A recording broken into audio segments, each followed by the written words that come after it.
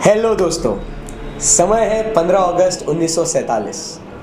भारत देश को मिली आज़ादी।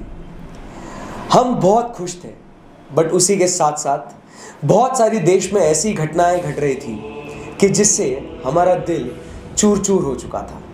दोस्तों, भारत देश को बंटवारे का सामना करना पड़ा।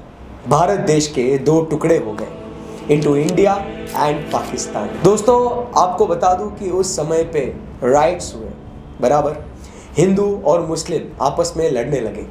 अंग्रेज तो चले गए, बट देश के दो टुकड़े कर गए। उसी के साथ साथ जैसे देश का बंटवारा हुआ तो जितना भी अपना एग्रीकल्चरल लैंड था वो सब पाकिस्तान के पास चला गया था। देश की हालत तो वैसे ही खराब थी।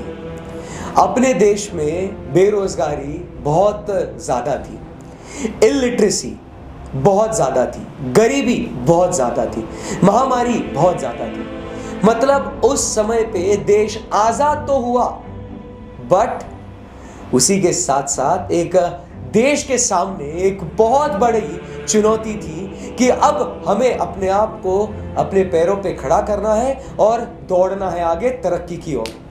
इसी को ध्यान में रखते हुए देश के पहले प्रधानमंत्री श्री पंडित जवाहरलाल नेहरू जी, उन्होंने ये जिम्मा संभाला। और आइए अब हम लोग बातें करते हैं कि देश जब आज़ाद हुआ, 1947 से लेके 1951 तक क्या क्या ऐसी घटनाएं हुई कि जिससे हम आज जो भारत देख रहे हैं वो निर्माण हुआ। समय 1948 में दोस्तों सरकार ने फर्स्ट इंडस्ट्रियल पॉलिसी लॉन्च की।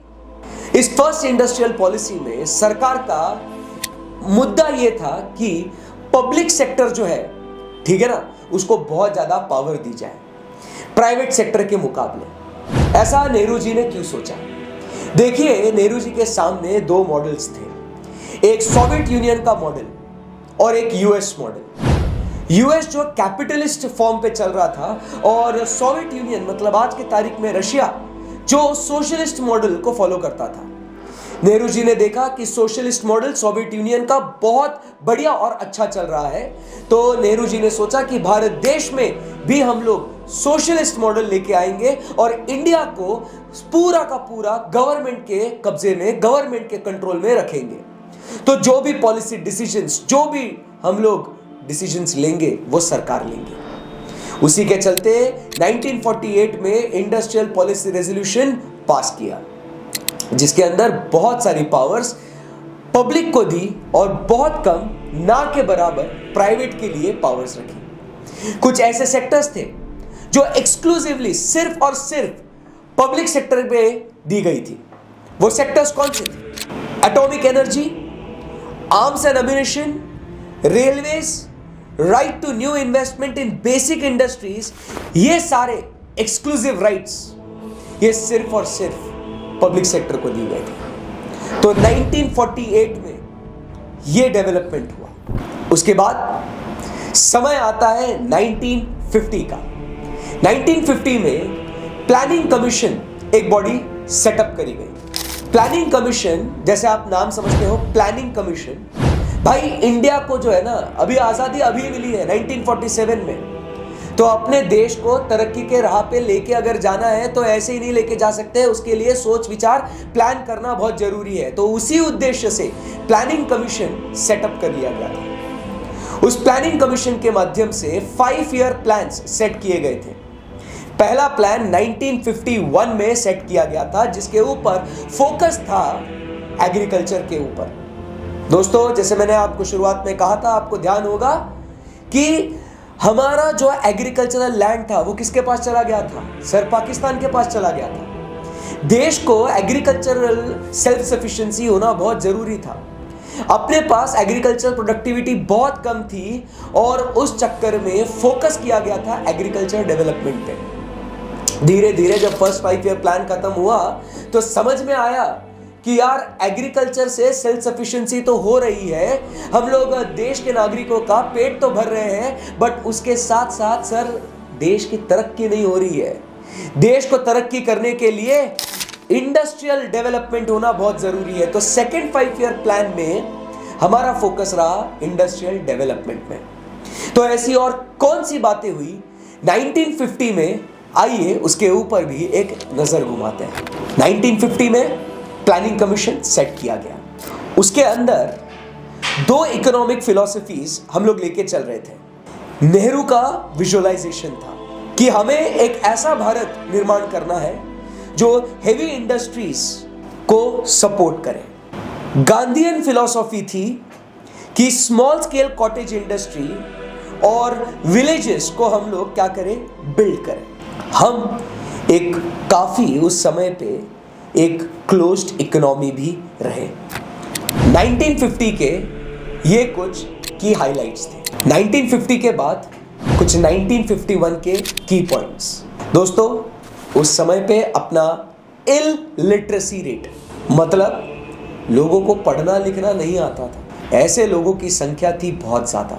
देश में जॉब्स और इंडस्ट्रियल डेवलपमेंट ना होने के वजह से गरीबी बहुत ज़्यादा थी। Poverty was at the highest. आपको बता दूं दोस्तों, लाइफ एक्सपेक्टेंसी कितनी थी? 32 ईयर्स मात्र। मतलब इंसान की ऑन एन एवरेज उम्र लाइफ सिर्फ 32 ईयर्स थी दोस्तों। उसी के साथ साथ ह्यूमन कैपिटल भी पुअर था। सर, ह्यूमन कैपिटल पुअर रहना मतलब क्या?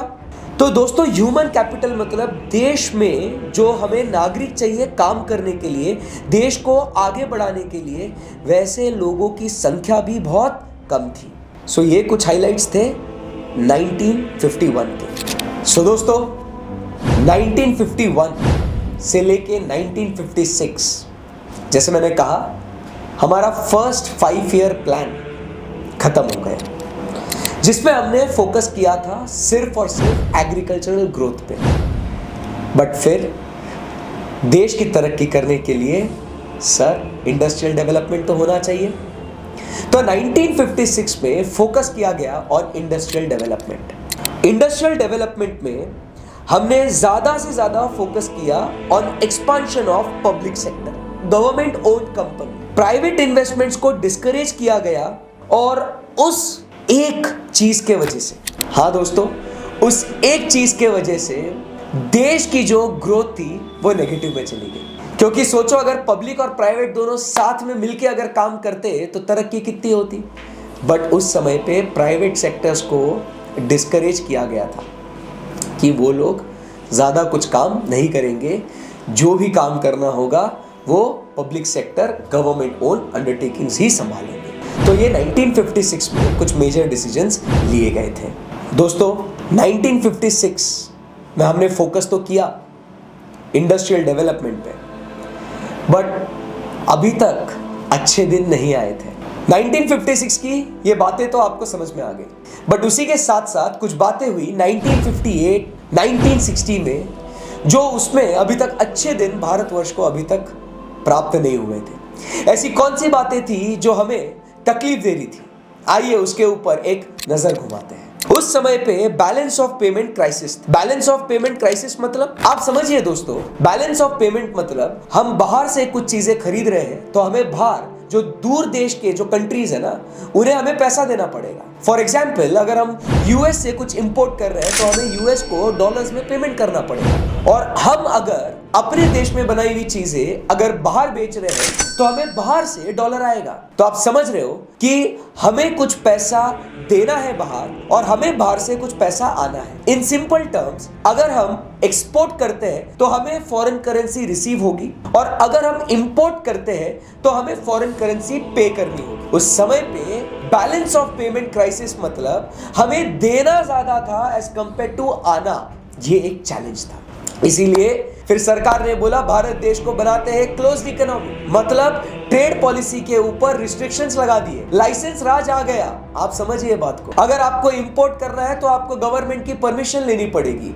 आपको नारायण मूर्ति जी का एक स्टेटमेंट है, अगर आपको एक सिंपल सा कंप्यूटर उस जमाने में अगर आपको इंपोर्ट करना था तो आपको बहुत सारे लाइसेंसेस, बहुत सारे फॉर्मेलिटीज को आपको गवर्नमेंट से परमिशन लेनी पड़ती थी। ये सिलसिला चलते गया टिल 1966। उसके बाद बहुत ज्यादा इकोनॉमी में शिफ्ट करने की जरूरत पड़ी, क्योंकि उस समय पे हम लोग सिर्फ फोकस कर रहे थे कभी एग्रीकल्चर, कभी इंडस्ट्रीज, कभी एग्रीकल्चर, कभी इंडस्ट्रीज। सो अब कुछ मजबूत कदम उठाने जरूरी थे। तो समय आ चुका है अब 1960s के आगे का समय टिल 66 का। 1960 में अपने देश में एग्रीकल्चर सेल्फ सफिशिएंसी नहीं थी। जैसे मैंने आपसे कहा कि कभी हम एग्रीकल्चर तो कभी इंडस्ट्रीज, उस चक्कर में एग्रीकल्चरल आउटपुट कम हो रहा था, तो एक मेजर शिफ्ट करनी पड़ी। अपना फोकस जो है अपने को शिफ्ट करना पड़ा टुवर्ड्स एग्रीकल्चर डेवलपमेंट। उस समय पे लैंड रिफॉर्म्स लाए गए। लैंड रिफॉर्म्स एक बहुत जरूरी रिफॉर्म्स थे उस समय पे। देखिए दोस्तों, उस समय पे जमींदारी सिस्टम चल रहा था। किसान अभी भी अपने जमीन के ऊपर बहुत ज्यादा रेंट पे कर रहा था। अंग्रेज तो चले गए बट लैंडलॉर्ड्स तो यही थे ना दोस्तों। तो लैंड रिफॉर्म्स होना बहुत जरूरी थे। उस जमाने में बहुत कम इंपॉर्टेंस दिया गया था रिसर्च एंड डेवलपमेंट, इरिगेशन को। इस वजह से आप समझिए बात को, agriculture productivity was very low. तो ये रिफॉर्म्स अब आने बहुत जरूरी थे। समय 1966-67 का। गवर्नमेंट ने बहुत सारे कदम तो उठाए, रिफॉर्म्स लाने की कोशिश करी। दोस्तों 1966-67 में लगातार 2 साल सर सूखा पड़ा। कैसे एग्रीकल्चर डेवलपमेंट होगी, कैसे प्रोडक्टिविटी इंप्रूव होगी, बताइए। उसके बाद देश में फूड प्रॉब्लम काफी सीरियस हो गई। हम यूनाइटेड स्टेट्स ऑफ अमेरिका पे निर्भर हो चुके थे अपनी फूड की रिक्वायरमेंट को फुलफिल करने के लिए। यूएस हमें खाना प्रोवाइड कर रहा था। उस समय पे सरकार ने सोचा अब बस हो गया भाई, अब नहीं। तो उस समय पे सिर्फ और सिर्फ फोकस था अपना एग्रीकल्चरल ग्रोथ के ऊपर, प्रोडक्टिविटी बढ़ाने के लिए। और उस समय पे 67 से 69 के बीच में इतना फोकस किया कि उस समय पे high yielding variety seeds, irrigation facilities, ये सब देश में इंप्लीमेंट किया गया था। और उस जमाने को दुनिया याद करती है एज भारत का ग्रीन रेवोल्यूशन। दोस्तों उस समय पे प्रोडक्टिविटी काफी अच्छी हुई। ग्रीन रेवोल्यूशन उस समय पे ज्यादातर सक्सेस जो है वो मिला कहां, व्हीट में। इसीलिए green revolution is also known as wheat revolution. 1967 में हमने स्मॉल स्केल इंडस्ट्रीज को प्रमोट करने का डिसाइड किया। उसमें लेबर इंटेंसिव ग्रोथ करी, बहुत से लोगों को रोजगार देने का हमने प्रयास किया। इनकम का रीडिस्ट्रीब्यूशन हुआ। जो लोग जिनकी वेजेस, जिनकी सैलरी कम थी, उन्हें बढ़ाया गया। 1969 में इंदिरा गांधी जी ने 14 बैंक्स को नेशनलाइज किया। उसी के साथ साथ 1980 में और 6 बैंकों को नेशनलाइज किया गया। सर नेशनलाइजेशन करना मतलब क्या? दोस्तों उस समय पे जैसे हमने कहा कि एग्रीकल्चर को प्रायोरिटी देना बहुत जरूरी था, बट उस जमाने के जो बैंक्स थे वो किसान की मदद नहीं कर रहे थे। किसान बैंक में जाता था, बैंक को बोलता था कि लोन दीजिए, बट बैंक साफ मना कर देती थी। तो निराश होके, तो लाचार होके वो फिर से जमींदार्स के पास जाता था, प्राइवेट मनी लेंडर्स के पास जाता था और अपने फाइनेंस की रिक्वायरमेंट को पूरी करता था। और वो लोन उन्हें हाई रेट ऑफ इंटरेस्ट पे मिलते थे दोस्तों। जो फार्मर चुका नहीं पाता था तो ये जो लैंडलॉर्ड्स, ये जो मनी लेंडर्स है, ये उस जगह पे कब्जा कर लेते थे। तो इंदिरा गांधी जी ने कहा कि अब ये अत्याचार देश के किसानों पे नहीं होना चाहिए। उन्होंने उसी को मद्देनजर रखते हुए बैंकों का नेशनलाइजेशन किया। अब बच्चों ये नेशनलाइजेशन का मतलब, तो दोस्तों सरकार ने अब ये बैंक अपने हाथ में ले लिए, अपने कब्जे में ले लिए। बोले अब हम इसका जो है ना ऑपरेशंस हम देखेंगे। प्राइवेट से ये पब्लिक के पास गई है। आज जैसे हम प्राइवेटाइजेशन के किस्से सुनते हैं ना, उस जमाने में नेशनलाइजेशन के किस्से हुआ करते थे। तो अब किसान जो है ये बैंक के पास जा सकता है पोस्ट नेशनलाइजेशन, और वहां से किसान जो है लोन ले सकता है। तो ये एक मेजर बूस्ट रहा है उस समय पे किसान के लिए, एग्रीकल्चर के लिए।